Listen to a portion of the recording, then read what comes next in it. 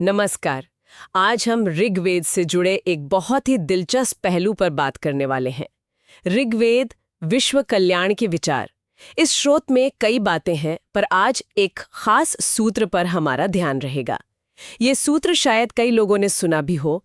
आ no भद्राह क्रतवो यनको विश्वतः। ये ऋग्वेद के पहले मंडल 89 में सूक्त का पहला मंत्र है। तो चलिए आज इसी प्राचीन ज्ञान की गहराई में उतरते हैं, देखते हैं कि ये छोटा सा वाक्य क्या कहता है। जी बिल्कुल, सुनने में बहुत सरल लगता है ये, है ना? आनो भद्रा कृतवो यंतु विश्वता। इसका सीधा सा अर्थ है कि भाई हमारे पास सभी दिशाओं से, मतलब हर तरफ से अच्छे और कल्याणकारी विचार आते रहें। सभी दिशाओं से, ये बात बड़ी दिलचस्प है।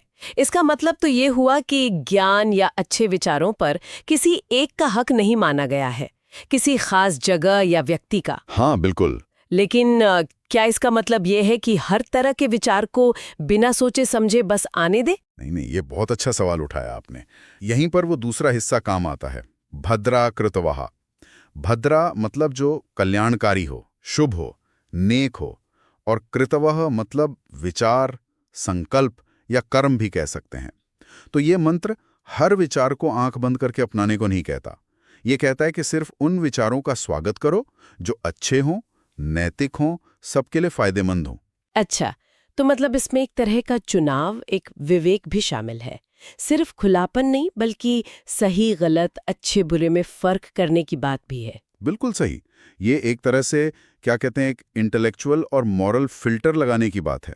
और आज के ज़माने में सोचिए, जहाँ इतनी सारी इन्फॉर्मेशन है, सही गलत खबरें हर तरफ से आ रही हैं, वहाँ तो ये प्राचीन बात और भी ज़्यादा ज़रूरी हो जाती है ना? हाँ, ये बात तो है। ये याद दिलाता है कि भाई दिमाग खुला रखो, चीज़ों को आने दो, पर विवेक के साथ, सोच समझकर। बिल्कुल, जैसे आजकल वो कहते हैं ना, इन्फॉर्मेशन ओवरलोड, या फिर लोग अपने एको चेम्बर में बंद हो जाते हैं। तो शायद ये मंत्र उससे बाहर निकलने का एक रास्ता दिखाता है कि अपने दायरे से बाहर देखो और अलग अलग जगह से आने वाले अच्छे विचारों को पहचानो। हाँ बिल्कुल।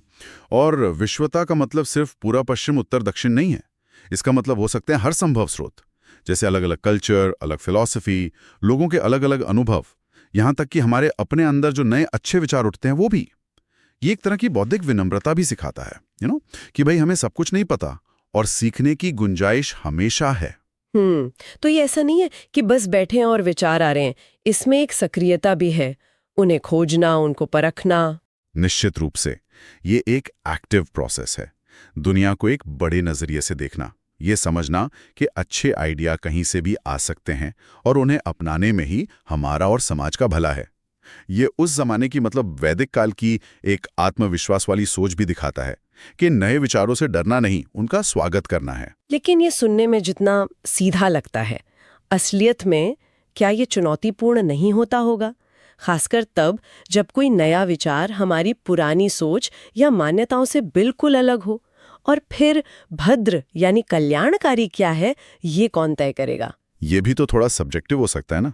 हाँ, ये सच है, ये हमेशा आसान नहीं होता। बिल्कुल, किसी विचार को भद्र मानना या ना मानना, इसके लिए विवेक चाहिए, अनुभव चाहिए, और कभी-कभी काफी गहरा सोचना समझना पड़ता है। शायद ये मंत्र हमें इसी बौद्धिक और नैतिक मेहनत के लिए ही प्रेरित करता है।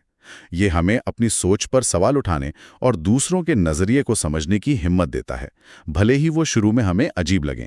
असली ग्रोथ तो वहीं होती है। तो अगर हम इसे संक्षेप में कहें तो ये छोटा सा सूत्र एक बहुत बड़ा संदेश दे रहा है कि लगातार सीखते रहो, बौद्धिक रूप से विनम्र रहो और दुनिया भर से आने वाले अच्छे कल्याणकारी विचारों के लिए अपना मन खुला रखो। बिल्कुल।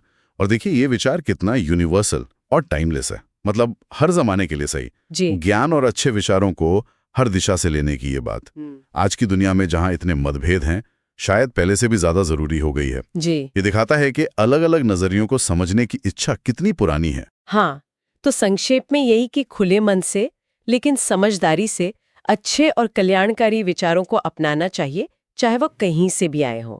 ये एक तरह से ग्लोबल अंडरस्टैंडिंग और लगातार ज्ञान की खोज का आधार बन सकता है। जाते जाते श्रोताओं के लिए एक सवाल छोड़ जाते हैं, सोचिएगा जरूर। अगर हम सब वाकई, जैसा ये प्राचीन ऋचा कहते हैं, सक्रिय रूप से दुनिया भर से नेक और अलग-अलग तरह के विचारों को खोजने और समझने की कोशिश करें, तो हमारे आपसी रिश्ते, हमारा समाज और दुनिया को देखने का हमारा नजरिया आज कैसे बदल सकता है।